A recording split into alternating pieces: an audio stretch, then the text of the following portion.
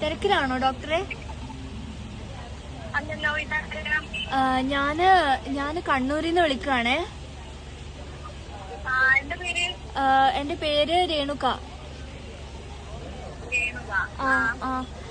എന്താ അറിയാ, ഞാൻ വിളിച്ചത് എന്റെ മൂക്കില് പല്ല് വരുന്നു.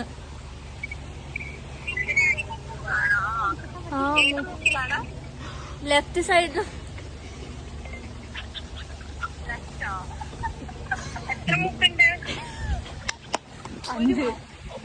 ഒരു മൂക്കേ ഉള്ളൂ, 2 ഹോളുണ്ട് മൂക്കില്.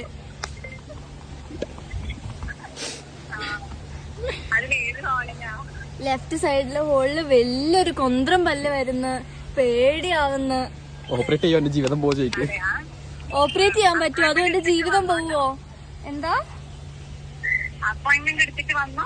ശരി ശരി, എവിടെയാ വരണ്ടേ?